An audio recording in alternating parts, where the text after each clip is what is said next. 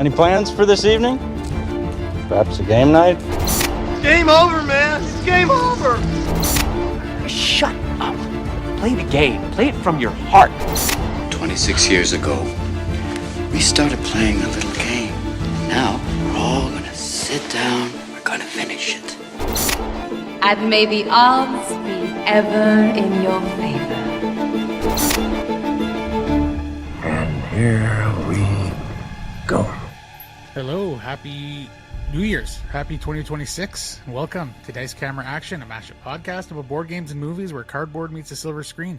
Each episode we review a board game, and if you're a cinephile, you can stick around for an in-depth discussion about a movie with a similar theme. I'm Matt Cousineau, and I have today the most awkward of guests, Jason Tripp, back from a pretty decent hiatus from the show. So I'm really happy to have you.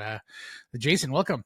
Could say the dead man has been awakened. Yeah. Back from the dead. I'm Jason Tripp, and for the record, I entered this room where we're recording directly through the garage, and I absolutely did not pick up any nefarious objects on the way in. A little foreshadowing to the game we're going to break down today. Good to be back. Yeah, it's great to have you back. I was going to start a bit on the show, like when you got your new job as the president of Thornlow University, I think it is. University or I was gonna, start a bit where I would call you Mr. President all the time. So you haven't been back, so now like I feel like the moment has passed. But yeah, Mr. President, welcome back. Happy to have you. Yeah. It's almost like we'll get to the movie later, but yeah. Does that make me your first man? Is that how that works? First man? Well, no? When I got the job, I went home to my wife and I said, "Because I'm a president. You're married to a president." I'm not big on titles, but no, life is good. Right on. Yeah, so today on the episode, we're going to do some shout outs. We are going to be reviewing the deduction whodunit mystery game Awkward Guests, and then we've paired that with the new Knives Out mystery movie called Wake Up Dead Man. Before we get to all that, a little bit of housekeeping, and regular listeners would have noticed that it's been over a month since an episode. And we've been really consistent since day one, dropping an episode every 2 weeks. And this was not necessarily on purpose. I had some stuff lined up and I had some episodes recorded and I wanted to edit and get them out there over the holidays. But the holidays were the holidays. You don't need to apologize for taking a rest. Get some holiday time. Yeah, the thing I do want to apologize for is just the lack of communication. I probably should have put something out to say, hey, but what happened was that a few days before I was going to put out an episode, things came up and I'm like, oh, I'll do it tomorrow night, and then something came up and it's just the holidays and life gets busy. Kids were sick and some family stuff and nothing too serious, but just day job. You do have a family. That's right. Yeah, so apologies if there was a lack of communication in that, but we're gonna get back on track here, an episode every 2 weeks for the remainder of 2026 at least. That is the plan. I'll try and pop in for at least one more one more year. No, you got to do better than that, Jason. We'll pop in make it work. Yeah, so just took a little bit of a holiday break there, and we're going to be back at it here. We already have a couple of episodes recorded, a couple more planned. So yeah, we should be right back on track with getting the episodes out every 2 weeks. Yeah, so I guess you haven't been on the pod in a while. What's new with you? No, I've been listening and enjoying all the other awkward guests on the pod, and no, I've been settling into my new job, new routine. So life's been full. So I've had I kind of felt guilty having to step back, but it actually paved the way to get more guests to the table. So excited to see the evolution of the podcast. But yeah, no, new job and 2 teenagers keep me busy. Appointments here, there, and everywhere. And my wife's teaching high school, so this, it's been a busy fall. And now January, we're recording this. Back to school day 1 today. We're recording this, so we're ready to ramp things up after restful. I don't know, it felt kind of like a restful holiday. Was for it? us, Okay. But we had a full house. We had a bunch of little ones and nieces and nephews. So when I get to my shout outs, this is why I'm shouting out light party games that 4-year-olds can play. We need to sprinkle a few of those in from time to time. Yeah. Fair enough. Yeah, no, life's been good, but it's been full. Awesome. Yeah, holidays have been anything but restful for me. With my job, there's no time off. Somebody's got to be there to answer the phones, right? And for those who don't know, I'm an ambulance dispatcher.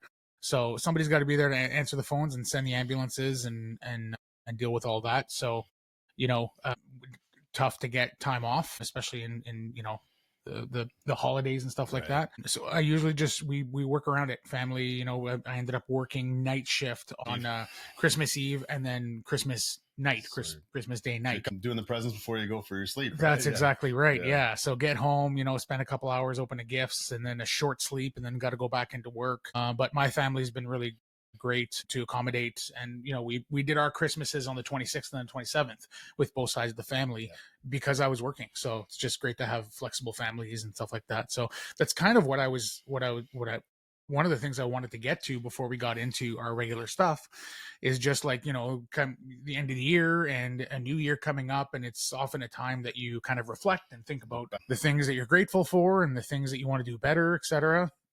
So I did want to kind of express a little bit of gratitude to some of the people that have helped keep this show on the air and going and supported me, not just directly for the podcast, but the people who have supported me in life to help me get through. You know, that allows for the opportunity to do these extracurricular things like this podcast. So yeah, huge shout out to my wife, Leanne, to my two boys, Charlie and Remy, who are often, you know, flexible and understanding that sometimes, you know, dad has to do some other stuff and that kind of thing. To my parents, my in-laws, you know, often will babysit and help and, you know, just regular family stuff. And I just talked about the flexibility of doing Christmas. And that's just one example of probably thousands over the year that, you know, friends and family are there to help you get through. So thanks to all those folks. Thanks to you, Jason, for, you know, we started this podcast in September of 2024. So we've been over a year now. So we just did like three episodes in 2024. Maybe just something like get, that, just to get things rolling and started. We didn't really know where it was going to go, and and then 2025 is like the first full year. So it's pretty cool to see like that year kind of pass by on the calendar and go like, oh my God, I've been doing this for that long. Community's growing, both behind the mic and those listening at the other end. So that's right. Exciting to see. You never know where it's going to go when you start a venture like this, right? So you just tapped me on the shoulder with this idea. I said, yeah, let's do it. Didn't know what I was getting myself into. Felt bad having to back out, but you had some other people coming in at the same time. So I think it worked for the best. And I think like, you know, hopefully if we can get you on once every couple of months or something. I'd love to definitely stay connected. Awesome. So speaking of gratitude, I want to thank also my local gaming group community, people that come to my house, game nights, you know, at the local game store. We often go there, play games. The owners there are super supportive and of our community, of our gaming community. The online gaming group, all of the people that I talk to on a daily basis, and a lot of those people have ended up being hosts and guest hosts on the podcast. And the board gaming community in general is just always so supportive and inclusive and mostly respectful. And absolutely. So, you know, really thankful that I get to be a part of that. And then I just want to take a moment to quickly shout out all of the guests that have been on the podcast. A lot of these folks are now regular guests. They're like part of our crew. But some of the folks have just been one-offs and hopefully will end up coming on to the podcast again, maybe in 2026. So, I'm just going to rip through these names really quickly. So Andrew Stiles, Tim Doloff, Shelley Carter, James Madigan, Patrick Hepner, Dennis Northcott, Colton Thompson, and TK King, which are the team behind Galactic Cruise. So that was really great. Ryan James, Isaac Hirschfeld, Luke and Maximus Laurie, who are the designers of Andromeda's Edge, one of my favorite games of the year. My favorite game of the year as well. Yeah, there you go. Joel Karpowitz, Sean Holt, Tom Combs, Jamie Stegmeyer was a guest and was amazing and super gracious. My other favorite game of the year, Origin Story. Right on. Jim Gamer, Ryan Campbell, Chris Wilson, Danielle Reynolds, and Jules Watson. So thanks to all of those folks. Right. Yes, round of applause. You know, I couldn't have put out, you know, 20 to 30 episodes of this without support from all these folks. And like, nobody's getting paid. I'm not getting paid. None of these folks are getting paid. We're doing it because we love it. A little bit of money comes in, I suppose, from the Board Game Bliss. Actually, that's another point of gratitude. Board Game Bliss, our sponsor on the podcast. They've been great. And I do like I did a ton of my shopping with them prior to them being sponsors, but I'm doing even more now without forgetting my local game store. You know, Board Game Bliss is a great sponsor, and you get enough new hauls in a year that you can support both. That's right. Yeah. These shelves are getting pretty packed now. So, so shout out to Board Game Bliss, who are awesome. Their prices are always the best. no matter where I shop around, it's always Board Game Bliss. And their shipping's super reasonable. It's always fast. Like I've zero complaints about Board Game Bliss, We'll get the group regardless of text the once in a while. sponsorship. Who wants to join me with my order? I had to get over the free shipping That's right, threshold. yeah. Cool. And then like looking forward to 2026, again, I'm really proud of what I've accomplished so far with this podcast. But I think there's still room to grow. I think there's room to improve on the technical side of things, on the content side of things. So constantly working on that as much as I can. But I also want to grow the podcast and get more eyes and ears on the podcast. So that's one of the things that I'm going to try to do, is do a little bit more research, because so far basically I've recorded the podcasts and I've made them available, and I do a little bit of Instagram content. And that's about it. Like I don't do much to like, get more eyes and ears onto the podcast. So I'm going to maybe do some research and see if there's like some maximizing of SEO stuff. Like I don't even know how all these things work, but I'm going to see if I can figure out a way to, take advantage of the algorithm and get more folks listening to the podcast. So that'd be a really fun thing to do. Personally, it's still on the board game side of things, but non-dice camera action related. We've got Kyperium 2nd edition. I'm going to be coming to Kickstarter this spring, so really excited about that. Yeah, like we now sold. What's different in the 2nd edition aside from artwork? So nothing's finalized yet. We're still tweaking some stuff and making some decisions. Can you share anything that's in the works? Absolutely, yeah. So for sure. Essentially what happened is like we sold out of our original print run. It was not a big print run. It was 1,000 games, but we sold out, which is still an accomplishment. I'm still really proud of that. But so there's clearly still a demand for that kind of game and for that game and whatnot. And, our BGG rating is 8.1 or 8.2. So really proud of that as well. Again, not a huge sample size, but all of those people, most of those people are strangers. They're just people on the internet rating the game. So we just felt like you paid me and a few others to give you a review. Yeah, but other than that, yeah. But yeah, it just felt like this game deserved another print run. And so we're going to do another print run, hopefully a bigger print run if everything goes well. And so we have hired somebody. We're kind of revamping the entire look and feel of the game, graphic design wise. And so yeah, really, really proud of that. It's Kyperium 2nd edition through Dragon Egg Games is who we've partnered with. They're going to be publishing it. So is this going to be doing the circuit, some of the conventions, the cons, or? Yeah, nothing's been decided yet, but I'd like to go to a handful for sure this year. Yeah. So we'll see. For sure, the plan is to go to Breakout Con, and whether or not we actually get a booth to like promote the game is still up in the air. It depends on the timing of the Kickstarter. If we can have the Kickstarter live during Breakout Con, that would work out well. So now I do seem to recall playing a prototype of a new game you've been working on. Can you give us an update on that? That's right. Yeah. So Fermi Paradox, you've played 4 or 5 times now. So it's a trick-taking game with resource management and contract fulfillment. Won't get too much into the details, but as soon as like Kyperium 2nd edition launches and is successful, as long as things go somewhat as planned, then the goal will be to have Fermi Paradox hit Kickstarter in the fall or winter of 2026. Yeah, the goal is to eventually, hopefully, put out 1 to 2 games per year. With Dragon Egg, having partnered with Dragon Egg Games. That's fantastic. So those are our plans. Those are the hopes, but not necessarily anything guaranteed. Just with political climates and financial climates and things that are out of our control. Gotta be flexible. Yeah, exactly. Well, that's exciting, man. Yeah, so that's kind of what I'm looking forward to in 2026. Do you have any big plans? My resolution is to get my doctoral dissertation done this year. Right. It's kind of been lingering, and I had to kind of step back for a few months when I got this new job, but I'm leaning back into it now. I just gotta write this year. So if all goes well, I'll be a doctor by year's end. A president and a doctor? Oh, my. Taking over the world. Oh man, yeah, I'm in the presence of a special man. Yeah, so I got about 80,000 more words to write and then a defense to do. But oh boy, I don't think I know 80,000. I don't think I could. But it's movie theme. It's movie adjacent. Oh, okay, yeah, and, maybe. This movie will get me back into it because it's kind of at the intersection of theology and film. Yes, yeah. Kind of like this movie we're going to talk about today. Mhm. So, Yeah, not Yeah, the first so- time we've visited that. yeah, so that's that subject, that's yeah. my big to do. So we'll Very see. cool. Good luck with all that. Yeah, you as well. Great. So let's move on to shoutouts.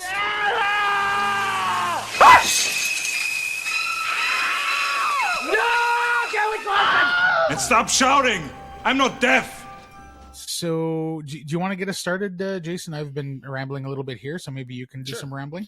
So it's like we're into award season for movies. So definitely every year I want to see all of the Best Picture nominated films and international films, and got a pretty good idea what those will be. But one big one, there's a couple big ones, and you're going to mention another one that's in theaters right now. But Marty Supreme. Literally, we're recording this the day after the first big award show, the Critics' Choice Awards, and Right, yeah. Timothy Chalamet won Best Right. Actor for this. So some of you might be familiar with the Safdie brothers, Benny and Josh. Uncut Gems was a big one that put them on the map with a lot of people. Adam Sandler, dramatic role that came out a few years ago. Before that, they made one with Robert Pattinson called Good Time. But their movies are typically high anxiety. So someone's on the move or on the run, and it's frenetic and fast paced, and people are talking over each other, and you got a character that maybe you're rooting for, but he's kind of an asshole at the same time. Yeah, not really like throughout all of their movies. Good Time, Heaven Only Knows, all of their movies are about protagonists that Flawed protagonists, Yeah, obsessive, that are hard in to some way, like. Yeah. manipulative, maybe narcissistic, and Chalamet, he's a likable actor, but Mhm. he plays basically, takes place in the 50s. He's a world-renowned table tennis ping pong player who's just so uber focused on being the best in the world. And like many of their characters in many of these movies, they get so focused, hyper focused, that they damage everything and anyone that gets in their way of achieving success. And so, there are moments where you're rooting for him, but at the same time, they're like, oh, this guy, man, what is he doing? He's sacrificing this relationship, hurting this person. Like, this is going to all come crashing down. And so you're just waiting for the other shoe to drop. But there's a lot to like in this movie. The production design is incredible. You feel like you're transported to the 1950s. Chalamet apparently trained for 7 years with a professional ping pong player. 7 So years. all of his other movie sets in the last 7 years, he would have a ping pong table brought in. I didn't even know he was 7 years old. Isn't he like 23 years old or something? Yeah, he's 30 or 29. He's just shy of 30, I think. Oh, okay. Yeah, so like He seems so young he to put me. so much into this, and it shows in the film. There's some CGI, but you can tell he's doing most of the stunts himself, most of the Cool. acting. Gwyneth Paltrow is pretty incredible. Nice seeing her back on screen. Mhm. There's a few other actors that you'll recognize. Kevin O'Leary from Dragon's Oh, Den. no way. Yeah, he plays a significant role. in And this is as he well. good? Oh yeah, he's good. He's never acted before. Not to my really. Yeah, knowledge. you wouldn't know it by seeing him in this. Wow. It's, he's pretty good in this. So it's a good story. I liked it. I didn't love it. I don't know if it'll make my year list, but I have a lot of respect for the craft and the acting, and I think it's Timmy's due for his flowers. He'll probably get the big one this year. So that's Marty Okay. Supreme. It's in theaters now. It's about 2.5 hours long, and it just goes like most of their movies. It goes. Yeah. It's interesting because like when you look at a protagonist, and pretty much all the protagonists from the Safdie brothers movies are like unlikable, just overall negative characters that I don't know if you're supposed to like them or not, but they're always interesting character pieces. Yeah. Right? Well, the final scene's pretty poignant and powerful in this one, and it'll be divisive, but I think a lot of people will like how it ends. Yeah. A Okay. little more Cool. endearing than some of their other films, but those spoiling Yeah. it, Okay. yeah. A lot of their movies are heavy and don't necessarily It's have. definitely heavy. Yeah, my wife was digging it till about the midway point, and then it started going off the rails. She's like, "Oh, this is way too gruesome and violent." Good stuff. Yeah, I'm not typically, because this is a true story. It's a biopic. Yeah, it doesn't feel like a biopic. No, okay. It's not like that paint by number biopic. Right. Yeah. I don't know how much of they've taken liberties with, but yeah, I have a hard time sometimes with biopics because how many table tennis biopics have you seen? None, right? Yeah. This is unique in that Yeah. genre. I know you struggle with that. I do too, to some degree. Yeah. Like when he played Bob Dylan last year, I was like, meh, just like a jukebox, right? It felt Yeah, like just listening yeah. to Bob Dylan. I enjoyed it he 'cause the transformed music was himself into great. The character, Yeah. the music's great, but didn't make my year list. But Yeah. yeah. No, Timmy's as good as advertised, so he's worth the price of admission. Cool. What about you? What have you been watching? Yeah, I went to the theaters over the holidays. I mean, I just have to go see these movies in theaters. Yeah, I saw the haven't first been two yet, in but, theaters, and it's just like you just have to go to experience it, and that's Avatar: Fire and Ash. You Full know, 3D experience, I guess you saw in 3D. Yeah. yes, Yeah. yeah. Yeah. So you try to see it that's the type of movie that you need to try to see in the best possible theater that you have access to. And you know, would I call myself a fan of the? Yeah, I'm a fan. Am I a super fan? Do I love these movies? Do I hold them up to this?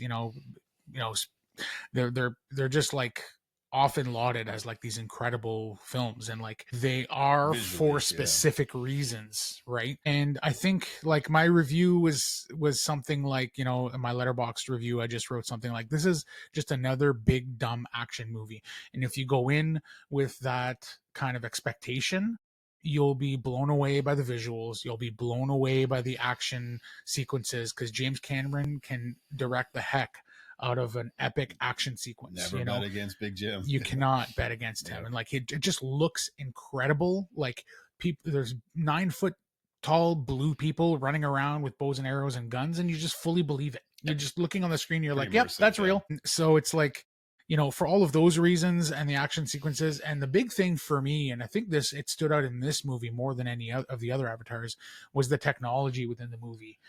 Yeah, you see like the crab-shaped submarines and the squid-shaped submarines and underwater missiles, and when they're in the war room discussing things, and there's like floating.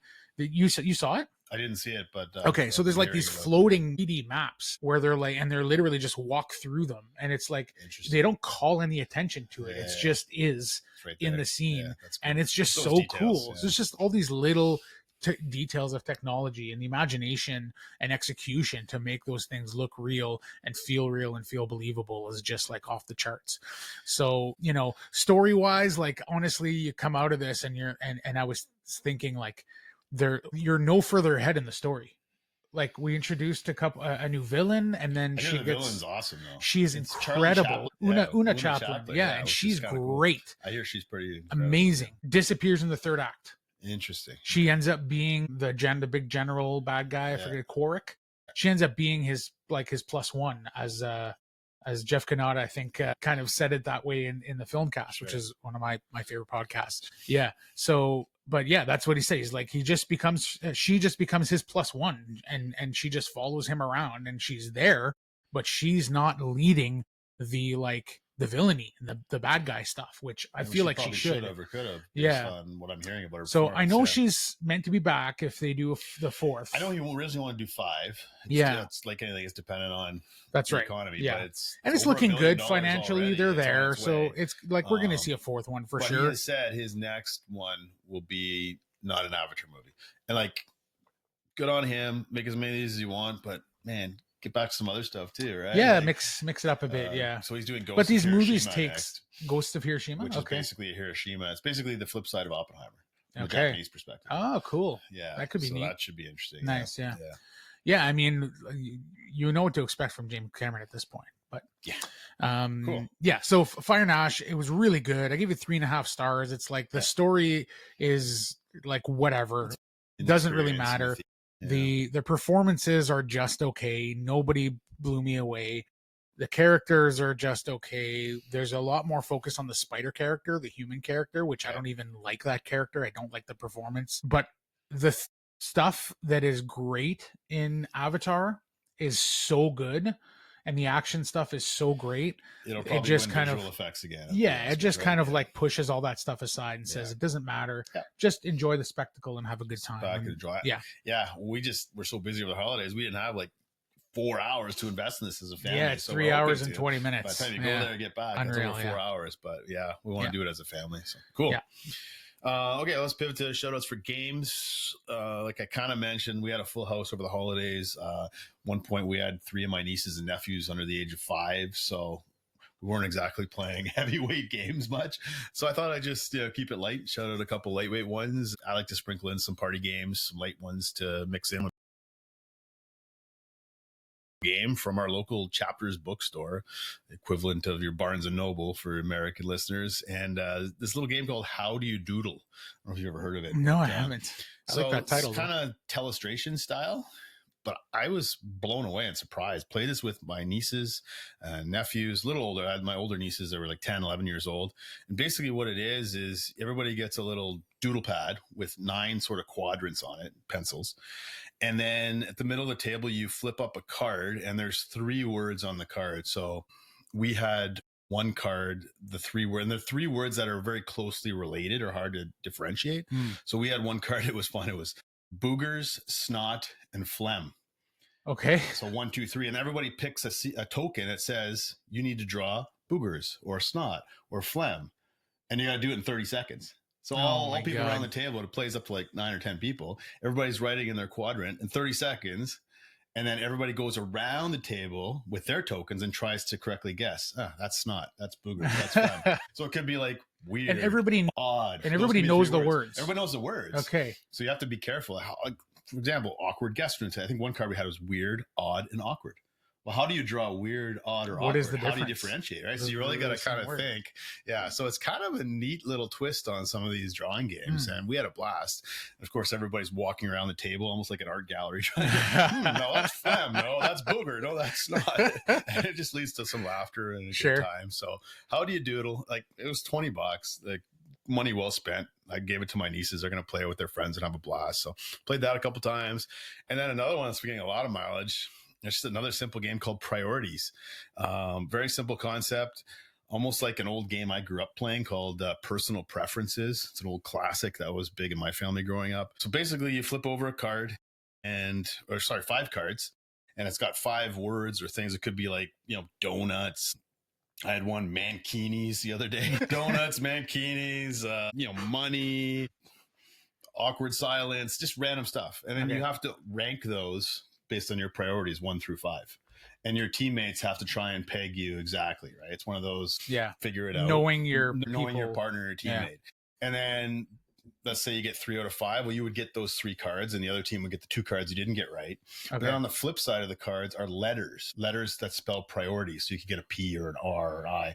And so the first team to spell out priorities wins the game. Oh, cool. So you might be so close, like, we need an S. And you get 5 cards, can't get the S. So it makes it's usually a tight finish. So again, simple concept, but good way to get good, like, as you're like, if you have a few couples over, much like this game, good chance to have some food, get to know each other, maybe an appetizer game before you get into something heavier. Yeah.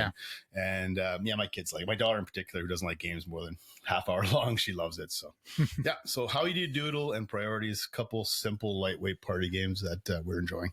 Cool. The game I want to shout out is the complete opposite of a party game. Yeah. You need devoted gamers at the table who are prepared for a beast of a game. So is this as long as the Avatar movie to play? Yes. Yeah. At least on your first couple plays, for sure. We took, a good 2.5 hours, 2.5, 3 hours. Yeah. So I played 2 games of Covenant with our mutual friends, Ian and John. And it does play up to 4. Okay. I don't think I'd want to play 4 players. Really? Yeah, it's just long, and it's one of these games where everybody has 12 turns. So if you're adding a player, you're probably adding 45 minutes. Player kind of thing. That's my kind of estimate. Right. Yeah. So 45 minutes to an hour, depending on AP, how AP prone you are, which I can be sometimes a little bit. So you played this 3-player? We played a 3-player twice. Yeah. Do you think 2-player would be any good? Or I think so. Yeah. Cause it's a double-sided board. You could flip it over to the other side, and it kind of shrinks the board that you're playing on. Yeah, and it's specifically for 1 or 2 players. So there's a solo mode that I'm not familiar with. But I have heard that the 2-player game is just as good. It just shrinks it and sets it up in such a way that the tension is still there, and you can still, have all the same kind of feel that you get from the 3 or 4 player. Mechanics, gameplay in a nutshell? Yeah, so I'll be really brief because there's so much to talk about there, and I might end up doing a review of it because I'm really enjoying it. Yeah. So I'll jump into some negatives first. So or I guess what I'll do is I'll give it a general overview. So thematically, you each represent a clan of dwarves, and the king of the dwarves have said, we want to retake our mountain. We've lost it to monsters and whatnot. vaguely remembering the theme here, but essentially you're digging back into the mountain, killing any monsters that are there, and then starting to build your houses and your workshops and your cathedrals. And there's like 4 different types of buildings that you can build on the board. So there's this like common board that you're digging into, and when you do, you flip over a tile from like the dark side to like what's actually there, which is this type of mineral or rock or stone or whatever, and then you get resources from that, and then you can start building your or constructing your buildings onto these tiles in different ways. So there's houses and workshops which just go directly on the tile, and then there's pillars which go at the intersection of 3 tiles, and then there's these bridges that go between 2 tiles, and depending on where you put all of those different things, you will get a different resource or bonus or action or whatever the case is. You have dual layered player boards, and the core of the game is that it's a worker placement game where you're placing your 4 workers over 3 rounds, so 12 turns, onto your player board, and there are 4 different actions that you can take. You can dig, you can build, you can kill monsters, and you can deliver goods to the king. Basically, there's a spot where you can deliver goods. It's like a wheelbarrow kind of thing, and when you do, you'll get points and end game points and whatnot, and that's how you unlock some of your buildings as well.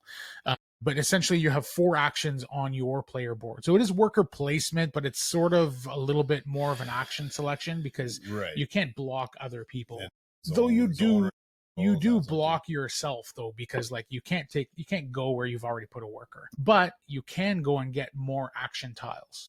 And then so if I pick up a second dig tile, because we each get one of those 4 actions on our player board, if I pick up a second dig tile, it means that I could use 2 of my 4 actions in that round to dig. And then it's like, if I had to use one word to describe this game, it'd be combos. It's just like you set up your situation, and it feels a little bit like some of those like combo heavy rolling rights, but like obviously very satisfying. So on the negative side, there is 1,000,002 components in this game. So it's like you open the box and there's baggies and baggies and baggies. There's I think 7 different types of tiles that go in different areas of the board. So you got to call up our mutual friend who has a 3D printer and get some nice trays made. I'm gonna have to, potentially, because there's just tons of stuff in this box. So setup is a bit of a beast. Teardown obviously is even more of a beast, because then you got to separate all the stuff and put it back into baggies and all that. So there's quite a bit of setup and teardown. But once you get it set up, sounds like pretty satisfying. The game is very satisfying, and that's kind of like, I feel like these types of games have a bit of a double-edged sword, because there's so many combos and satisfying moments in a game where you feel so smart and you could get so much done, and it's really exciting. And then other moments where you feel like, probably it's not even so much. It's like sometimes you have shorter turns where you're just doing a couple things, but the reason it's a double-edged sword is because it can sometimes create some AP situations where it's like, I don't know what to do because I have so many options, and it cascades into like, I really need to get this one thing done. How do I get that one thing done? I could do it this way, this way, this way, or this way, because all these things will cascade into that. But it also creates some longer turns. And if like, your opponents have each a long turn, you could go 15, 20 minutes without a turn. So that'll happen a couple of times during the game. I'm engrossed enough with it, and I'm enjoying it enough at this point that that doesn't bother me. I enjoy watching my opponents do their thing and seeing what they can accomplish on their turn. So I personally don't mind that part of it. This sounds like a good one for our upcoming 24-hour board game marathon day. It could, Family day weekend. It absolutely could, for sure. Cool. I'm keen to try it. So so it's really good. It looks great. The art is really cool. It has the amazing table presence, and I'm a fan. It's just like, are you super AP prone? Do you not like long games because you get bored? You have an attention span thing. We're all different types of gamers, right? So, those are all things that could be negatives, but it's a really good time for me. I'm really enjoying it. Yeah. So if you got a free 8 hours, go see Avatar Fire and Ash and follow it up with Little Covenant. Yeah, exactly. If you're in a bit of a time crunch, well, there's a couple other party games recommended too. Exactly. So, nice. Yeah.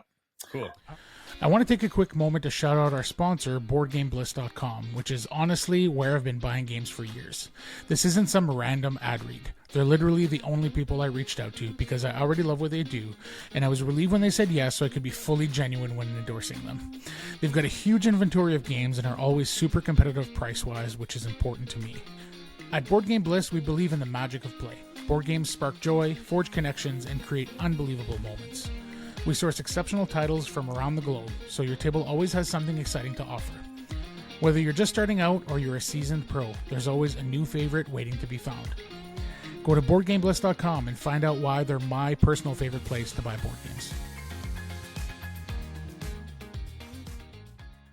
All right, so let's move into our main review. Yeah, let's get into the game.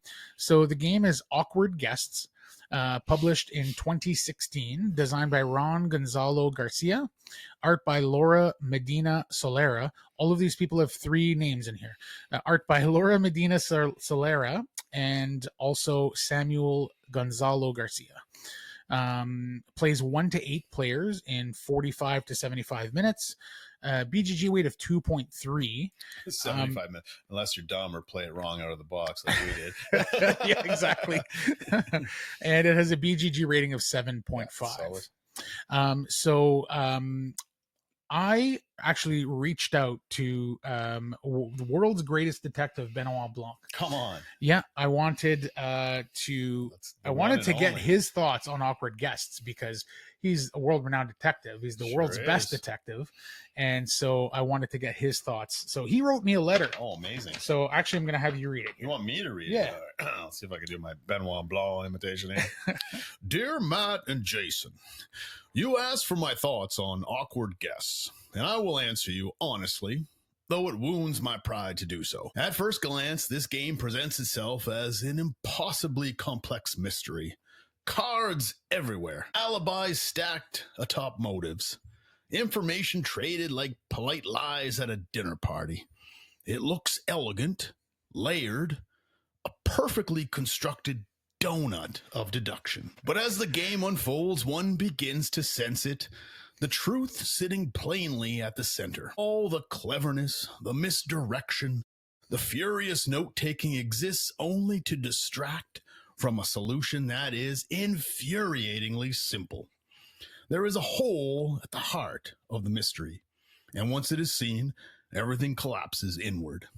Regrettably, this revelation never arrives to me in time, much like my long, humiliating history with Clue and a brief but devastating encounter with Among Us. I remain admiring the donut, confident I have grasped its structure, while someone else quietly points at the hole and announces the correct answer.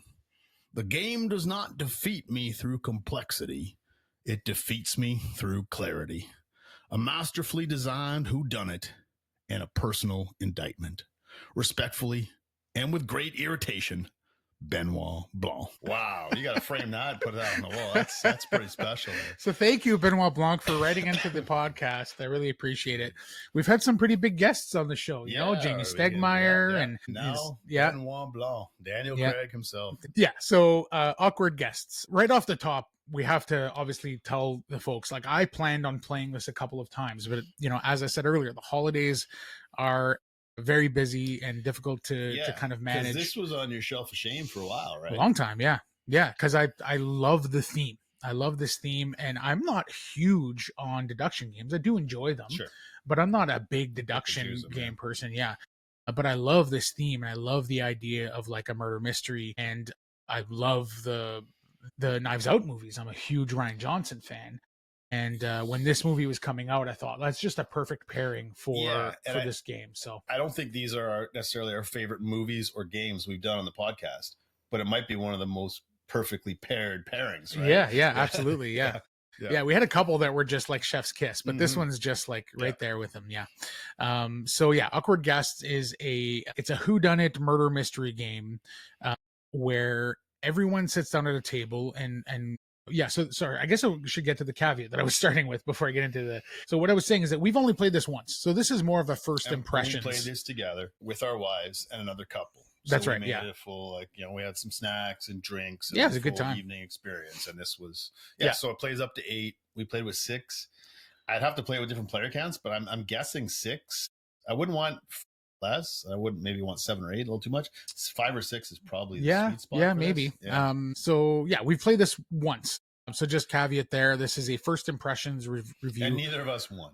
Neither of us won. So Actually, I one of failed us terribly. lost miserably. I basically pulled a Benoit Blanc and could not You deduce. had a donut. You had a donut. I got a with your donut, guess, yeah. Literally, I thought I had it, but was like pretty Yeah. confident that I got zero of the three things. For Correct. anyone who likes or grew up with the game Clue, like I did, and maybe you did as well. Yeah, there's definitely some of that it's DNA like here. Clue on steroids with a little more involved. So. Yeah, so the way it plays is you're handed this let's grab one here. So Like a describe floor it a little bit. plan. Yeah, you're handed like a floor plan that shows like the garage, the study, the shed, the kitchen, living room, etc. All the spaces in the house. And all of these guests were invited to this dinner party. And there are 6 guests, and one of them murdered Walton. Yes, What's the the owner guy's of this name? mansion there, the Yeah. Walton Mansion. And they're these awkward guests are all the suspects, and each of them have sort of 3 possible motives written on this. Yeah. Everybody's got this sheet behind a player's screen, right? So you're taking notes, you're making your own deductions as the game goes based on the information you get. So. Yeah, and then the way you get information is that at the beginning of each round, I suppose you get 6 cards, 5 or 6 Everybody cards. begins the game with 6 cards, and Yeah. each of those cards has some sort of information. Maybe information about one of the suspects, maybe a motive, some of the weapons that were or weren't possibly used, and then the location. Because at the end of the day, you got your solution you're working towards is who did it, why they did it, and how they did it. So you need to narrow down from these 6 suspects to 1. You need to narrow down the 3 motives times 6. So you got 18 potential motives, and you got a whole crap load of weapons, 4, 8, 12, 16, 20 different weapons, blunt weapons, firearms, bladed weapons, poisons, suffocating weapons. They're all grouped sections of 4. So Yeah, it's really neatly designed in that way because Absolutely. you would get like, so you're given all these cards, and then one card might say that and Angelica Albinson, who's one of the guests, says that she was with Greg Gaffney in the kitchen at the time of the murder. So you make a note of that, right? And then, later on, you might find out that Angelica was actually in the garage at the time of the murder through another card. So you're like, Someone's okay, lying. somebody's lying. Mhm. So now you're suspecting 2 different people. So it feels very sort of abstract in the way that, and when I say abstract, I mean abstract in the mechanics. Because it's not necessarily a thing where you're like you're gathering information, but a lot of it you're actually deducing and guessing and hoping that you're correct. So it's not necessarily a thing where you get a card and it says a very specific things, although there are some like that. Well, some will rule out a certain type of weapon. That's right. So you might get a or- note from the yeah, coroner's office to say exactly. there was no lacerations, there was no blood. So now we're ruling out any of the bladed weapons, right? So that's the type of deduction that you're doing in a lot of cases. So, and then one of the neat things is that if the information comes from like an authority, so the coroner's office, police, or the hired hands, like the maids or staff, right? They'll never lie. They'll always be because they're not suspects. Right. They're They have nothing to neutral gain from observers it. or Yeah. whatever. Yeah. So that's neat too, because there's been at least when I played, I had noticed that Mortimer Mallow had lied, and then Stanley Smythe had lied. And so I'm like, both of those people lied. If you're lying, why are you lying? Sure. And so I immediately just decided that one of those 2 was the murderer. And we should say there's different levels of difficulty that you can play. Mm. And so there's high replayability.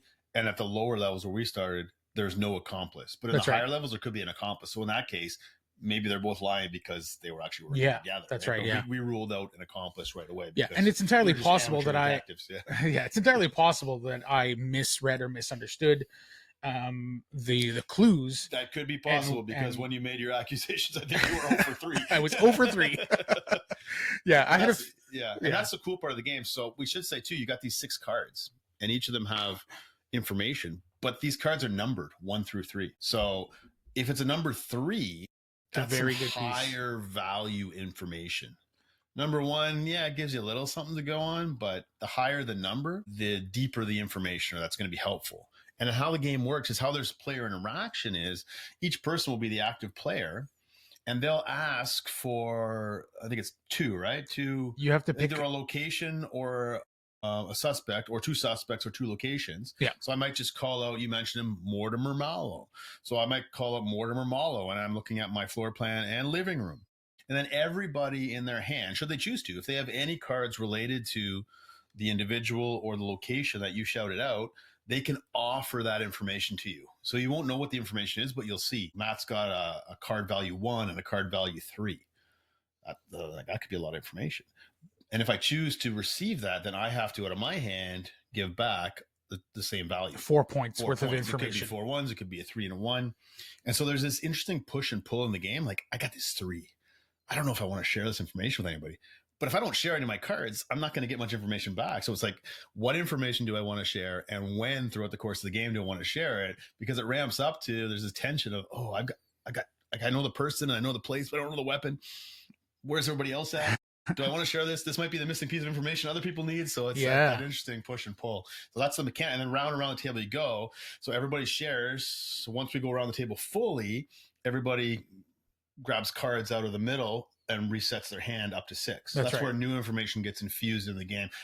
We weren't doing that the first time around. We were just passing around the same pieces of information. So it's got to be a way to get more cards in the game. So yeah, you're trading that information, but then you're infusing new information into the game to everybody. And so it builds. And after every time you go around the table, everybody has the opportunity to make that one accusation. And if you make the accusation, you got to write on your sheet who did it, why they did it, how they did it. And you don't tell everyone. You just look in the solution book and either you get 3 for 3, 2 for 3, or in Matt's case, 0 for 3. 0 for 3, and if you're not 3 for 3, you're out of the game. Yeah. So there's this, do I wait another round? Because we're all voting at the same time. We all have a token. Yeah, we don't know who. We don't know if anybody's going. So light side, dark side. So you're dropping it on the table simultaneously. And in our game, I wasn't quite ready to make an accusation, but 3 other players were. So I'm like, oh crap!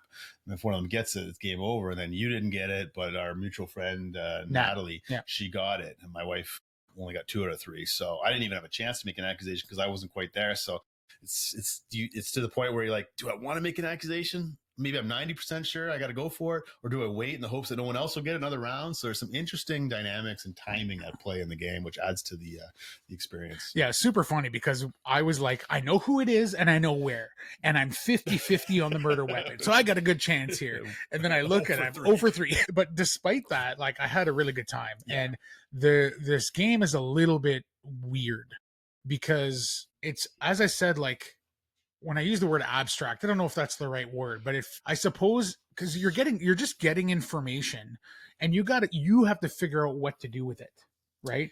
Because sometimes it's straight up like, check this box, and now you have like you're part of the way towards deciding a motive.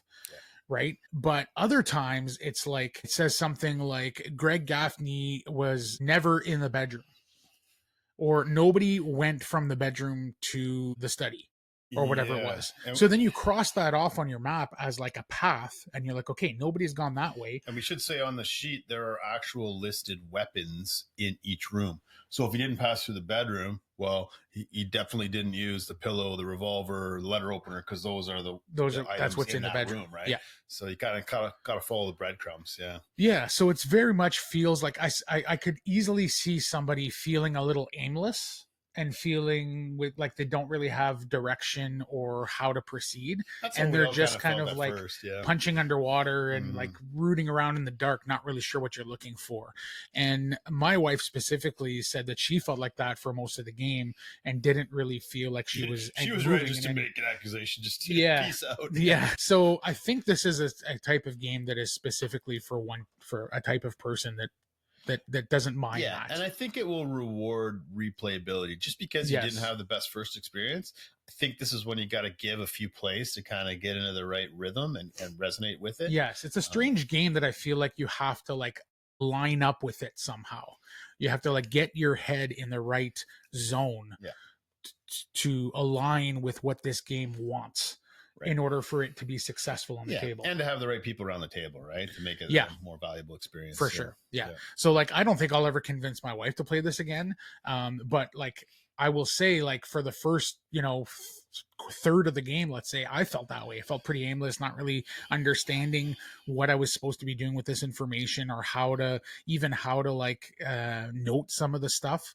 But there's no rules around like how you can keep track of things. So you could write anywhere on your pad. You can X things out. You can And the circle things. The iconography is important too on the cards. It's not just reading, but sometimes there'll be icons that relate to different types of weapons or things. So that's right. You really gotta look at the details on the cards. Sometimes you can miss that at first glance, especially on a first play. Yeah. I was at the end of the first game like, oh, I overlooked that. I should have taken note of that. So again, circling back and playing a few times. And again, I don't know how many different puzzles there are in this book, but there's tons of levels. Oh, there's dozens and dozens. And there's an app apparently where there's a whole bunch more. So I think this game is infinitely replayable. Which is great for like a dinner party, right? Like murder mystery party. Like this is the type of game I would break out at the university where I work with some of the students and have a whole murder mystery dinner party with them. Yeah, that'd be fun for sure. So yeah, it's a game where I definitely, after that first third where I felt like I was a little bit there's some awkwardness at first, right?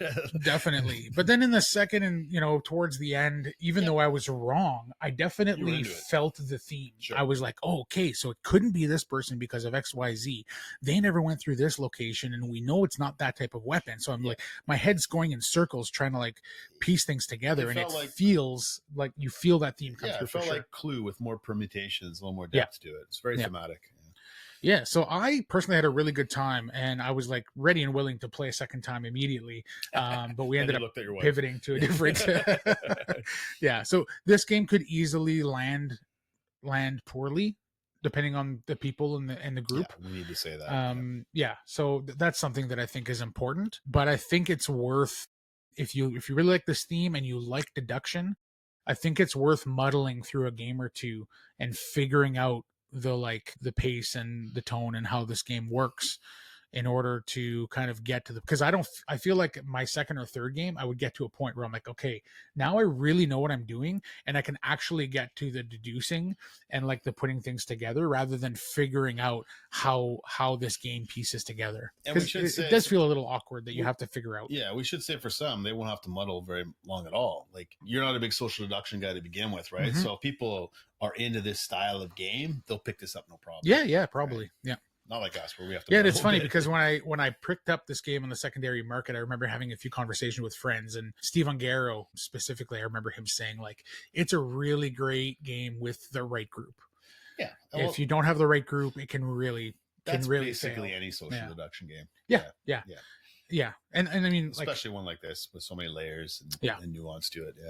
Yeah, so it's a very neat game. It feels like it's really well designed, and once you get in the box, the box art and design, like I would not buy this unseen on the shelf. Straight up ugly. I don't care for the art. I don't care for the graphic design. It doesn't pop. Yeah, but there's a lot of meat inside the box once you get to it. Yeah. For sure. Any final thoughts? I mean, I know it's short, but this is a kind of a first impressions thing. I don't think I have much more to say. Give it an overview, first impressions. Those that are into social deduction games or like a murder mystery theme, I think hopefully it's perked your interest, and maybe some of you'll steer clear of this one if it's not your cup of tea. For sure, but, it's not for it's for sure not for everybody. Yeah. But I enjoyed it. It's one I would definitely circle back to. To be honest, give a high score on one play. I have not even thought about a score. Yeah, I'd probably give it a 7, but I was thinking the exact same thing. Yeah, I feel like it's a 7 with a much higher ceiling. Yeah. I don't know if the ceiling for this one's like a 9 or 10, but definitely could go up to an 8. Again, it's all about this is the type of game where it's about the experience and the people you're playing with more so than winning or losing. Yeah, of course, winning's great, but you have a night together, and it was even our first time. I enjoyed, my wife and your wife getting together for the first time, and a couple friend of ours. It was a good time. So for sure, cool. So that is awkward guests. Let's get into Wake Up Dead Man. Wake Up Dead Man is a Knives Out mystery, the third in the franchise by director. One of your favorite directors? Yeah. He's up there for you, I know. Top 5 for me. Ryan Johnson just came out fourth quarter of 2025 on Netflix. It had... I think it did play at TIFF, Toronto Film Festival, and some other festivals. Oh, did it? Okay.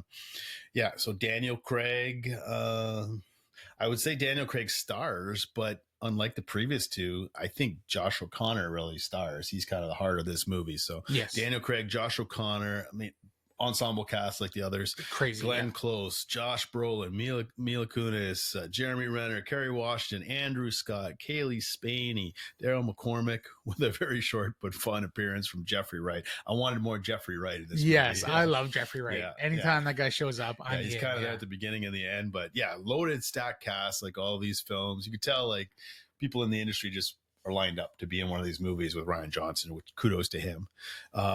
Synopsis. So he works in mysterious ways. When young priest Judd Duplessis is sent to assist a charismatic firebrand, Monsignor Jefferson Wicks. So Father Judd, played by Josh O'Connor, Monsignor Jefferson Wicks, played by Josh Brolin. It's clear that not all is well in the pews. After a sudden and seemingly impossible murder rocks the town, the lack of an obvious suspect prompts local police chief Geraldine Scott to join forces with the renowned detective Benoit Blanc, who's already featured on this podcast with that wonderful letter he sent us, to unravel a mystery that defies all logic. Yeah, so one line from the first Knives Out, anytime I think of Benoit Blanc and his accent, I mean, I love the character. I think it's so over the top and fun in the best way. Too, right? He is just like he's loving it, having a great time. This post James Bond, but just but the line I remember is when the Chris Evans character calls him CSI KFC. Hey Benny, you want to ask this guy some questions? All right, what is this? What's this arrangement? Mr. Drysdale. CSI KFC? It's just a genius line. Yeah. So before we get into Wake Up Dead Man, what are your thoughts on the first two Knives Out movies? Yeah, so I enjoy all three of these to various degrees. The first one was kind of, I think, close to my top 10, my honorable mentions. The year it came out, and spoiler alert, it's still my favorite of the three. Okay. I think it's the most pure. It was new at the time. I thought it hit the sweet spot between an interesting mystery, great ensemble cast, and some good social commentary. Found that blend. The second one actually was the first movie my wife and I ever saw at the Toronto International Film Festival. Oh, fun. We went down and we saw Glass Onion. I remember you texted me coming out of that. Yeah, saying, it was pretty good. And so like that experience will always be close to my heart because that's our first TIFF experience. That's the least of the three for me. Same. It's fun, but I think it's just a little too wacky, and kind of the mystery aspect kind of didn't really grab me. And then this one I've watched twice, and it's rising in my estimation. Certainly we'll get into some of the themes and the meta themes, which I love. Well, I mean, all of them I enjoy to certain degrees for different reasons, but the first one remains my favorite of the three at this point. Very cool. What about you? Yeah, I mean, I'm in the bag for Rian Johnson for sure. I agree. The Glass Onion, the second one, is the my least favorite of the three. Though I still really liked it. I think I gave it 4 stars. Like I saw a really good time. 4 stars for me is a movie that's special and like rises above the rest, but is not going to be an all-time favorite. Right. Whereas when you get to the 4.5s, you're talking about some of my all-time favorites that kind of like really rise above the rest. Yeah. And then the 5s are just like almost perfect movies. Right. Yeah. So yeah, I have Knives Out. The first one is a 4.5. And then I have, and for me, the difference between 4 and 4.5 is fairly significant. Yeah. That's when you're jumping into like favorite movies. Okay. So I have, the second one, Glass Onion, is a 4. So really, really enjoyed it. Had a great time, but it's not going to be something I revisit very often. And whatever. So the original for me is a 4, almost 4.5. Okay. And Glass Onion's a 3.5, but closer to 3 for me. Okay, fair. And this one, spoiler alert, is kind of in between those two. Yeah. Yeah. But again, it's fresh, right? It's new, so yeah. For me, splitting hairs. absolutely. Yeah. So this one might be my favorite. It's right there with the first one. And for reasons we'll get into in a moment. Which I'm fascinated to hear all about, given the themes of religion. Yeah. This, for me, this is a movie that I think I enjoy researching or talking about more than the actual movie. That's not to say I don't like the movie. Yeah. But the more I talk about it with people and research it, like I get excited about it. Yeah. I've seen Rian Johnson interviews all over the place. Okay. Which is interesting. So cool. Yeah. Do we know where he stands in terms of belief? Yeah, I was going to mention that later on, but so he grew up like me in the evangelical church. Okay. And has since left the faith. So he's no longer a believer. Okay. And he has gone on record saying this is his most personal of the three. Mm-hmm. He wanted to make this movie to take the best and the worst of his religious experiences and weave them into the tapestry of this film. Yeah. And certainly we see in different characters. Me growing up in that world, I could spot the different aspects, good, bad, and ugly, of the church that he was trying to personify in these characters, which I found quite fascinating. Yeah. You'll remember that at one point I texted you and I said, any chance like over the holidays we can do Wake Up Dead Man? Yeah. Because, you know, after watching it, I immediately thought, like, I want to hear Jason's thoughts. It would be a good one for us. I thought that immediately as well. So glad we can hash it out together here. Yeah. Yeah. So, you know, I don't know where we want to start.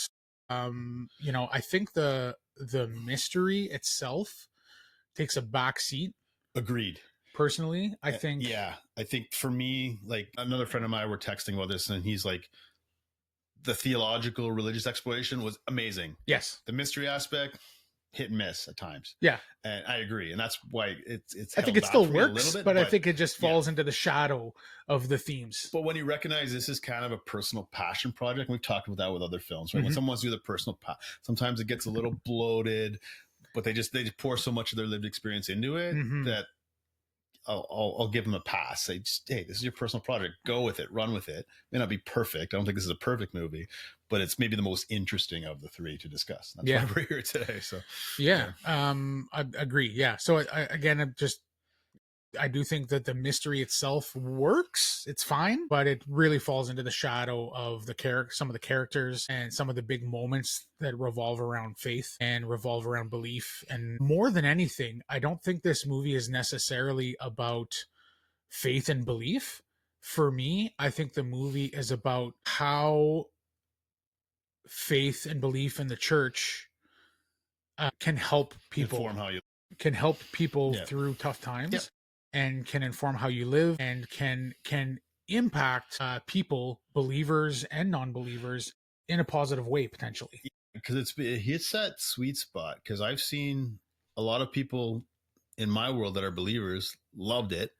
And a lot of people, like my non-believing friends, a lot of them loved it as well. Mm-hmm. So there's something for everyone. So don't think that, this is a movie. This is not religious propaganda. Not at all. Stretch the imagination. No. But it's very heartfelt and thoughtful and poignant. And I think, although Rian Johnson is no longer a believer, you could tell he still appreciates. He respects it. He respects his upbringing. I mean, he must. I'm saying that, but he's probably a bit traumatized by certain aspects of the law or frustrated. Yeah. And it's kind of a commentary on the state of faith in America these days, which is a dumpster fire.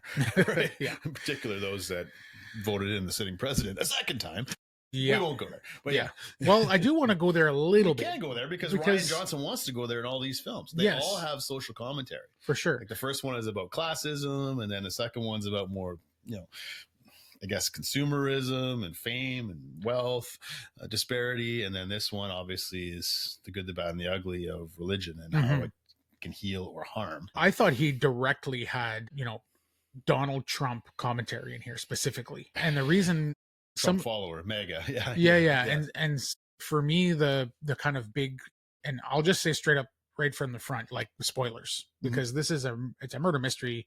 Like, it's really difficult to talk without spoiling it. So if you haven't seen it, spoilers ahead here. It's just on FYI. Netflix. Yeah, and we don't need to get into the nitty gritty because there's a lot of layers in some of these mysteries. Yeah, and honestly, it's not even the interesting part of this movie. No, the meta stuff we're talking about, I think, is where it sings. Yeah.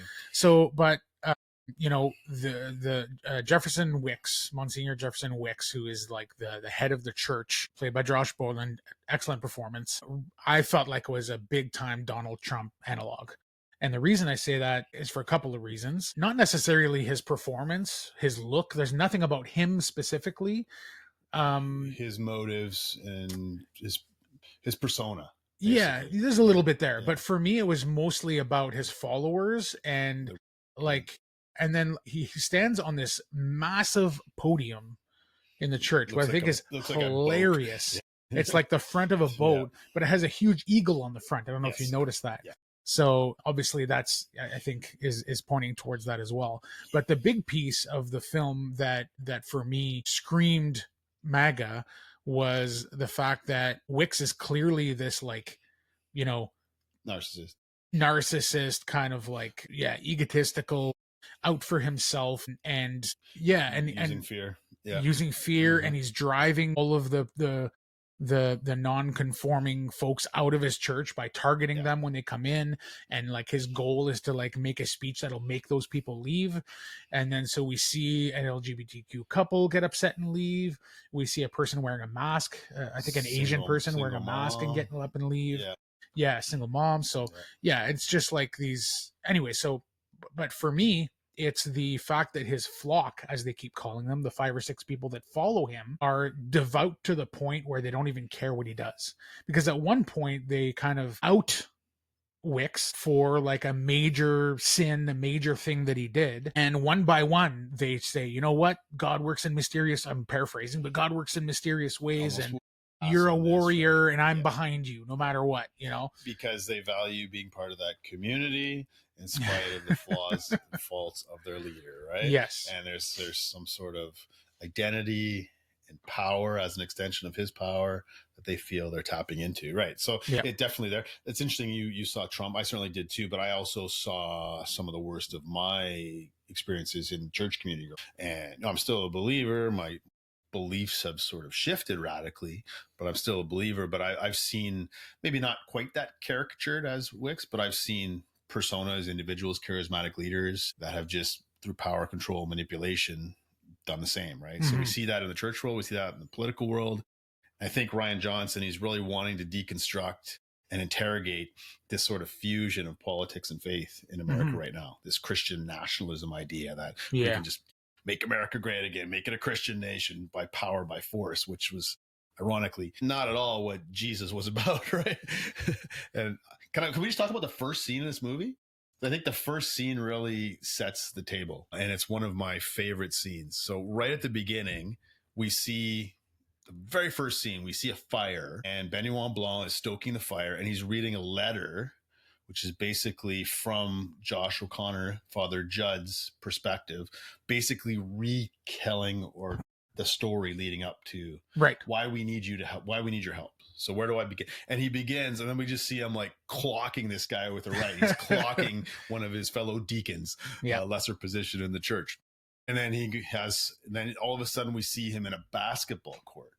Now this is subtle. I don't know if you notice this, but on the basketball court, he's sitting on one side, and Jeffrey Wright, one of the higher sort of bishops or cardinals, I guess, and 2 others are kind of having a hearing. And I just jotted down this one line of dialogue. One of the persons who's interrogating him, not Jeffrey Wright, but someone else, says, "The priest is a shepherd, the world is a wolf."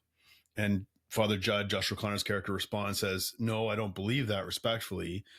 You start fighting wolves, and before you know it, everyone you don't understand is a wolf. I still have that fighting instinct." He was a former boxer turned priest in the movie. "I still have that fighting instinct," he says, "and I gave it today, but Christ came to heal the world, not to fight it. I believe that. It's this," and then he makes the sign almost of the cross, outstretched arms, says, "It's this, not this," clenched fists. You know, I just want to be a good priest. And that really sets the tone and gives us a glimpse of his character. He's trying to be a good priest. He's trying to follow the Jesus way. And whether you're a believer or not, hopefully we're all striving to love our neighbor, love our enemies, right? Some of the ethics of Jesus, whether or not we subscribe to or call ourselves a Christian. And so he's trying to do that. But I found it interesting that even in that opening scene, it's this us versus them. He's on one side of the court. These other 3 people are on the other side. And there's a line right down the middle. And that seems to subtly foreshadow what Wix is all about in his church. You're either with me or you're against me. Everybody out there is wolves. We're the sheep, right? And just sort of guarding the perimeter, using fear, using manipulation, using control, the worst of the church or any religion. There's toxicity in all world religions, I believe. So I found that opening scene really set the table for what's to come. And then as discipline, not discipline necessarily, but he gets sent. That's how he gets sent to Monsignor Wick's church. Jeffrey Wright says, yeah, none of us like that guy. We're not actually upset you clocked him, but we had to have this hearing. So we're going to send you to this church. It's going to be tough. But he's all excited. I get to be an assistant priest. And then he shows up. He meets Father Wicks. One of the funniest scenes when he takes his first confession. Yeah. Wicks is just trying to piss him off. Sizing him up, trying to piss him off. Talks about, oh, forgive me, I masturbated 30 times the last 6 weeks or whatever. Goes into great details of where and when and how, and the Catholic magazine he used to clean up. Oh my God. Yeah. And he wants to shake his hand. And like, ooh. So yeah, and you see the power dynamic in their first interaction. Like Wicks is trying to make sure this is my church. The first thing he says to him, "Are you here to take my church?" He's like, "No, my church." Right? Mm-hmm. Even that line says, "This is who this guy is about." So yeah, and I think that sets the tone for the whole movie. You're right, and it is for me the theme of the whole movie: having grace for your enemies and understanding other people's perspectives and giving them the opportunity to follow whatever it is they need to follow so that they can proceed in their lives in the way that they feel is correct, and not to stand in their way, and not to not to fight them, even though they don't have the beliefs that you have. You don't need to fight them. You know, you can give grace to those people. And for me, that was the main core heart of the movie. And there's a lot, the movie is jam packed with tons of stuff. Some work better than others, but the heart of this movie is that sentiment.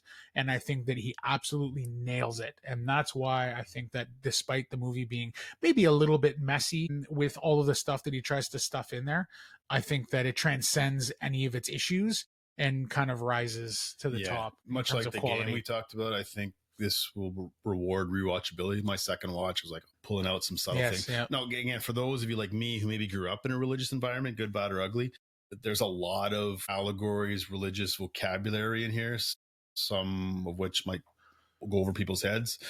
One thing in particular I want to mention is this road to Damascus moment that comes up throughout. Yeah. So Benoit Blanc, he enters the scene like not for a good half hour, 40 minutes till he actually arrives. Yeah. So it's all backstory, getting to know the characters, the parishioners, the small community. He walks into the church immediately after Father Judd says, "God, please help me. Help me." And then the doors open, and the light comes in, and in comes Benoit Blanc. Benoit Blanc, Ryan Johnson makes him even look like him. He looks like Ryan Johnson, his hair, more so than the other ones. It's almost like Ryan Johnson wanted to put himself in the character of Benoit Blanc. Because Benoit Blanc is not a believer this movie. He believes in science and logic and rationality. Later on in the film, and I don't want to spoil the ending or the whodunit necessarily, but he has what's called a road to Damascus moment. And that phrase comes up repeatedly, and that's referring to elaborate on that, because I was able to infer what it meant and what happened. One of the primary characters in the Bible in the New Testament in the early church was the Apostle Paul, but his name was Saul before it was Paul. And he wasn't an unbeliever turned believer, but he was very zealous in living a certain way. And this new movement of people who were following Jesus, he felt that needed to be squelched, that needed to be put down. That was a rebellion. So he was actually persecuting and overseeing some of the executions of this fledgling movement. And then in a dramatic story, you can make what you want of it. It's as it's recounted in, if you want the chapter and verse, it's Acts chapter 9. He's on his horse and he sees this blinding light that basically literally knocks him off his high horse on his ass. And he has an encounter, a God encounter that radically revolutionizes how he lives. And then he changes from using force and violence and power and control like Wicks. He becomes more of a person of grace and humility, following the way of Jesus. And Benoit Blanc has his own Damascus moment. He doesn't become a believer in the movie, but he has this moment of humility where at this point he knows who did it and why. But rather than just look how smart I am, I figured it out, he humbles himself and as an act of grace allows the culprit to confess. Yes. Which is like so important to her. So important to spoiler alert, her the gender. Yeah. Well, there's I gave the spoiler alert. We're good. Yeah. So the culprit has a moment where she is able to confess. And that's because, and then the light shines through the stained glass Yes. window at that moment too, almost like the road. I love how It's on the very nose much- it is. yeah, It's a little on the silly, nose, but it's a I like it. callback. And Yeah. so I found that to be pretty profound. So even though he didn't become a quote believer, Yes. he had a moment where he was emulating the way of grace, we might call it, the way Yes. of Christ, right? But I want to, you know, talk about that moment a little more, because it builds to that.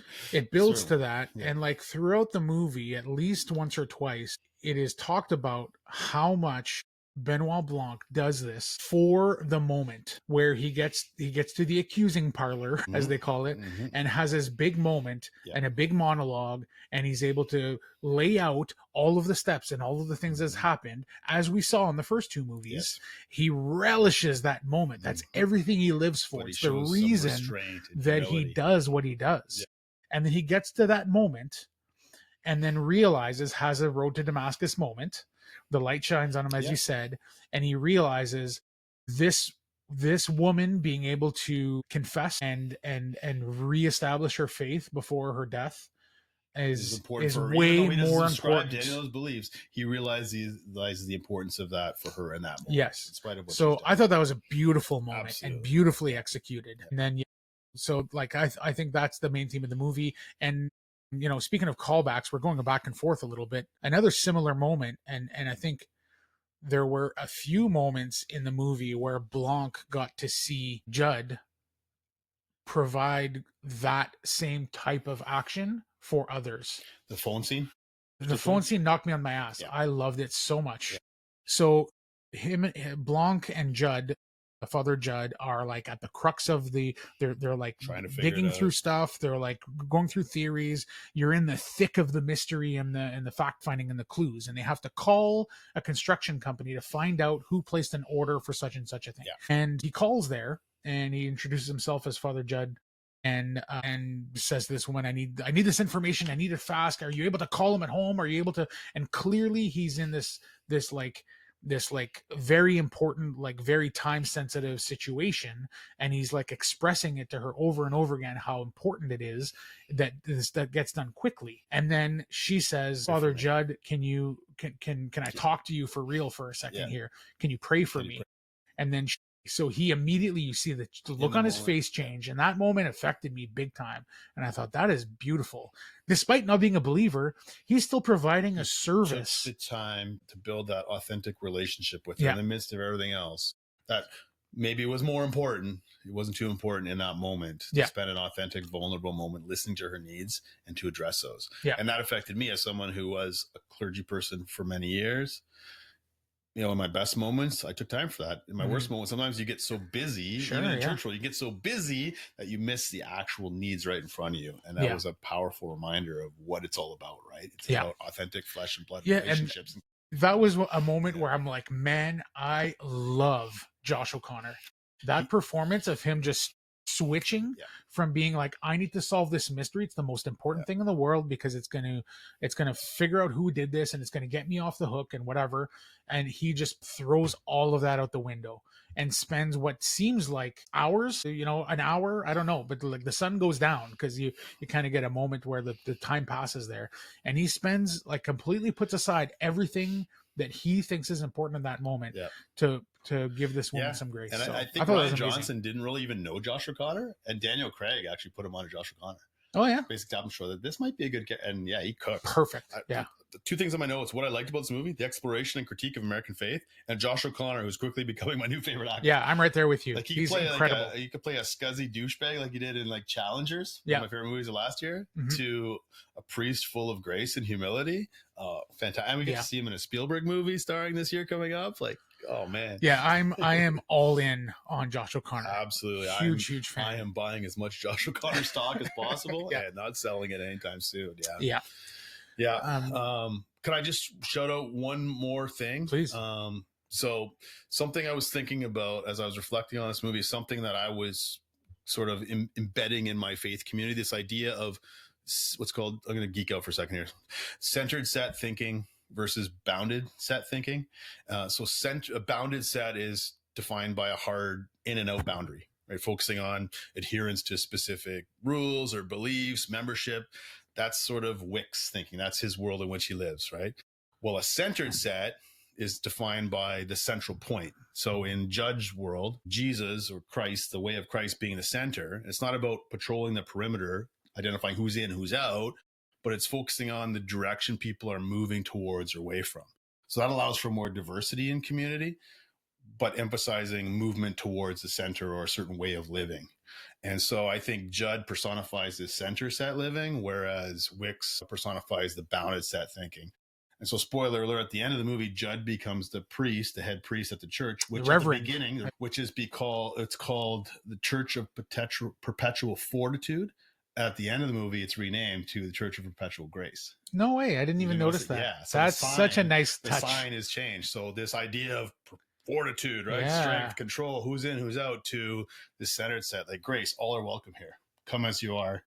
And let's talk about who's at the center and how we can kind of move towards that together. So I think that was beautifully expresses what I've been sort of teaching and thinking for many, many years. If anyone wants to get a deeper dive into the mindset and the background of Rian Johnson, there's a fantastic radio program here in Canada on CBC Radio called Q. You ever listen to Q? Tom Powers? So he interviewed Rian Johnson, and it's a fantastic interview. So I submit it to anyone who wants to go a little deeper on some of these themes. One thing I pulled from this interview, Rian Johnson says, if you can convince a group that they are under siege, and this is Trump MAGA as well, if you can convince a group that they are under siege, you can convince them to do some pretty rancid stuff. And you can convince them to do some pretty terrible things if they feel like they're under attack from an existential threat. And I mean, Wicks is more than his charisma, more than his personality, more than even a kind of faith. It's him putting up the castle walls and saying, we're all in here together, we're under attack, and we have to fight back, and it's us against them. That sort of bounded set mentality.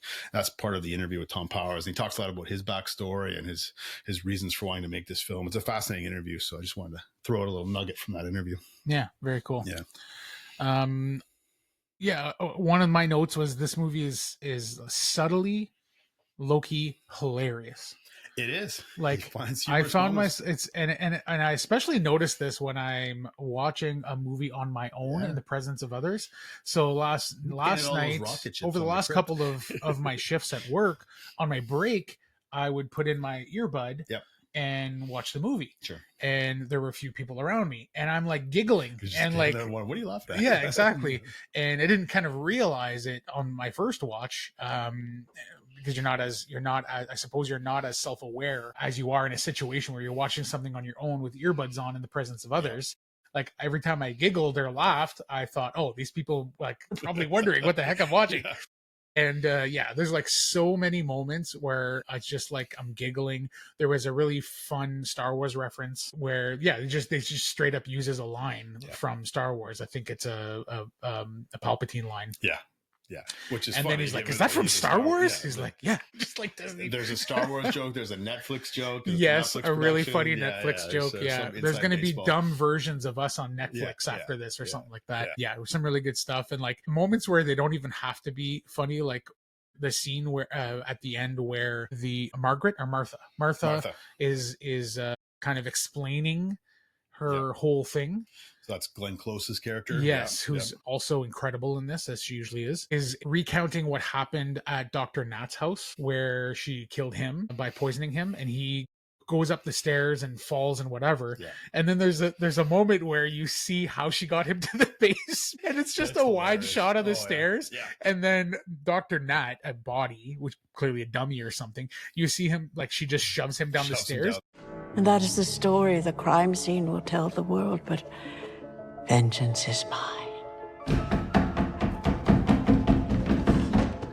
And the sound design there is so funny because it's like his head smokes every stair all the way down. It's just like this slapstick comedy moment in the middle of like this big confession, this big like death scene. And like that's just one little moment where and the movie is full of them. Another great moment is at the very end when one person wants to know what happened to the fortune. There's like a diamond and he's like, where is it? You got to tell me where it is. And then, the other character says, like, we don't know. We allowed you to search everywhere in the church. You didn't find it. Yeah. We're not there. And And then he points at Benoit Blanc and he says, and Blanc was there when Martha died, and he denies anything unbecoming, any unbecoming behavior. Yep. And then you just like get this like this moment where Blanc's go smirk, like just a smirk. He's like, yeah, absolutely. Yeah. Like, We didn't mention the super diamond, subtle, but again, so that's good. a not so subtle religious callback too. It's called, Eve's apple. Right. It goes back to the creation story, the temptation of Adam and Eve in scripture as well. And it's Yeah. this diamond that becomes sort of a key piece of the motives of people in the story. Yeah. But let me just say, like, Rian Johnson, like, kudos to him. He knows his Agatha Christie novels. And the one novel that features in this and makes an appearance is The Hollow Man. So it's a John Dickson Carr novel from 1935, and that features a famous, and a number of his novels, I haven't read many of them, but they feature, your wife's probably read them, she's the reader, Yeah. this locked room mystery. Right. So this idea of this locked room, how do you get in and out of this locked room? And that becomes a key part of the whodunit and how they did it, right? Mhm. This crypt, this locked room. So I just picture Rian Johnson in like a room where he's writing this, and the walls filled with post-it notes and strings and yarn. He talks about his I creative can't process in this imagine interview. Yeah. how He starts with you- a notebook and just scribbles down things. And I can't imagine how your brain works to be Oh, able to well, kinda put like all that designing a together. game. Oh, Well, I don't know, designing man. a game, I don't know, right? man. You gotta have all things fit together, right? So you're in that world. I kinda. guess, like, when it comes to designing Not too games, you similar. start simple and you expand and Yeah. expand. How does it Might all be fit similar. together, right? So Yeah. So we're gonna wrap this up shortly. Is there anything that didn't work for you, or that you kind of didn't care for? Or... yeah, like, you may think I'm higher on this than I actually am based on this conversation, but I didn't think it was as tight a story as the original. I found it kind of meandered at times, and it was maybe, again, it's this passion project, so it's probably 20 minutes longer than it needed to be. Like that whole 45-minute run up to Blanc showing up, Sure, was yeah. maybe a little long, so it meanders a bit. I had some issues with some of the pacing in the film, and again, the mystery wasn't as compelling, the Yeah. whodunit, as the first one. But those are not major issues. Certainly, I enjoyed the movie. I think, like we said, the meta narrative and the themes sort of overshadow those flaws in the movie Yeah. for me. Yeah, I don't have many. Like, yeah, maybe it's a touch long. Could have cut maybe 10-15 minutes out of it just to get the pacing going a little bit. And some of the minor characters just, they're there, but they're not. Like Jeffrey Wright's there for 30 seconds. Like, Yeah. you got all these characters, and I kind of like. It's interesting. It's kind of hard because I wanted the movie to be leaner, but I wanted a little more from each of the sub characters too. Sure, right? yeah, So, yeah. The characters are all really good. Yeah. Yeah, and for me, speaking of characters, Mila Kunis doesn't fully work for me. I don't think she's bad by any means. Actually, I think miscast, maybe? she's fine. I think it's a little bit of a miscast. Yeah. I just don't buy her as a responsible adult, much less a like sheriff or like head of a police department. Right. So, and then maybe if I hadn't seen, maybe if I, this was the first time I'd ever seen her in something, maybe I wouldn't have that reaction. Yep. Because there's baggage that come with every actor, right? Like, you just can't help but to bring that in a little bit. Yeah, fair And enough. that's just maybe a me thing. I don't know. I don't think it's bad. I think it still is fine. It serves the purpose. Serviceable. Yeah. But I think, Jeffrey Wright might have been a great spot for that guy, though I did really like his role. Yeah. However small it was. And yeah, I think you're right. The mystery is just not as compelling or interesting as it has been in the last two movies. But for me, this movie is less about that. It's less of a murder mystery and way more about all this other stuff that we've been speaking about. That's almost the canvas upon which this whole story is painted, right? 100%. Yeah. Like, it's there, it moves the plot along, and it serves a purpose, but that's not what the crux of this movie is about. And for me, it's about the growth of characters, specifically Benoit Blanc. I think this is the first time we've ever seen any character development and an actual arc. Some of the previous movies, he's there, but he's not the central force of the film. He's a little goofier in some of those. This is a little Sure, more serious yeah. too, right? Yeah. Yeah, so in this movie, I felt that like him having that road to Damascus moment, and instead of grandstanding and taking the big moment that he works so hard to get, and allowing somebody else to have grace in that moment, I think transcends any of these like minor nitpicks that I have, and the movie really rises for me for that reason. Nice. Despite not being a person of faith at all. So I think all that being said, I have similar kind of final thoughts as I did to Midnight Mass when we discussed that. Right. Is that like, So you know, loved. the church and faith and all that stuff, though I don't believe, I think there is a place for it if done correctly, and you can still provide an amazing service for people who need it, for people who need that community, for people who need some direction and whatnot. I think there's room for that in the world, despite my beliefs. It's not supposed to be a walls up club for the insiders, but it's to be sort of adding value to community, society at large, right? Yeah. So this is like right up there with Knives Out, the first movie, for a completely different reason. The first one I loved for the mystery and for the unraveling of the discovery of the donut hole and the donut within the donut hole. Right. As Block says, you know, I love that movie for that reason. And I think the mystery is so incredibly well written and unravels in such an interesting and fascinating way in that first one. In this one, none of that, but very little of that is present compared to the first one. Sure. But the character growth and the big moments, and yeah, absolutely. Yeah. So yeah, have it as a 4.5 stars. Nice. Have it rated as the same thing as the first one, though the first one might be just a touch, higher in my estimation. Cool. So context. So I just designed and I'm rolling out a religion and film course this semester. Oh, very cool. My students and I will be watching 12 films over 12 weeks. Awesome. With readings to go with them. You're not going to make them watch 9 hours of Midnight Mass? No, but I got some art house 3-hour movies. So we'll see. And then I got movies like The Truman Show that are a little easier to watch. Oh, but cool. Yeah, so like I love talking about this movie. I really respect Rian Johnson and his heart and soul that he's put into this. But I think there are at least 12 other better movies that talk about religion in film. That being said, I like this movie a lot. I still like the first one. So the first one for me is a 4, almost 4.5. The second movie is a 3.5, but towards 3. And this one is a 3.5, trending up towards 4. Okay. So I put at 3.5 on Letterboxd, but conversations like this just kind of bump it up ever so slightly. So I like the first one more than this, but I definitely like this movie, and I'll be all for like some more of these movies every couple of years. Yeah. I know Rian Johnson wants to do some other stuff, but much like James Cameron wants to do some other stuff other than Avatar. But and if you're craving more like murder mystery stuff by Rian Johnson specifically, if you like his brand of mystery and murder mystery and that kind of thing, Poker Face is an excellent show that is super fun.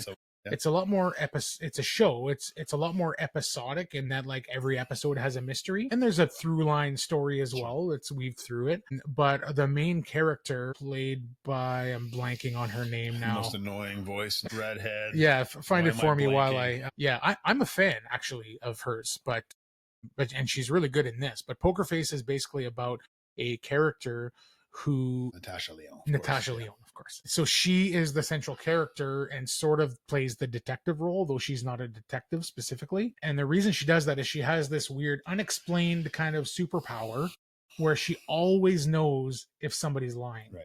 She doesn't know the truth. Kind of that Tim Roth show, Lie to Me, or I think it was called Lie to Me. Yeah. Same idea. Yeah, you can always spot the liar. Yeah, and she doesn't even know why. She just immediately knows whether you're telling the truth or not. Yeah. And it's never explained or whatever. It's just something that she has innate, you know? And it's a really interesting twist to put on like a mystery, murder mystery type show. But she can't tell she doesn't know what the truth is. Yeah. She doesn't know any details. She just knows she's just a human lie detector test. That's straight up much like an awkward guess. I know this character in this game is lying. I'm not sure why, but they're lying. Yeah. So it's a really fun show. 2 seasons and then just got canned recently. Did it? Okay. Yeah. Well, you know what? I watched the first season so far. Really liked it. Better than overstaying its welcome, I guess. Yeah, for sure. Yeah, I think it's totally worth checking out if you like this brand, like Rian Johnson's brand of like the murder mystery. Bonus recommendation there. Yeah. Poker Face. Nice. Yeah. All right, let's wrap this up. So if you're enjoying the podcast, please take a few minutes to rate, review, and subscribe, whatever platform you're listening on. You can follow me on Instagram at Dice Camera Action Pod. And if you want to have any feedback, if you want to email us, go ahead and do that at dicecameraactionpod@gmail.com. So thank you for hanging out with us, and we'll see you again soon. All right. Thanks, everyone. Good to be back.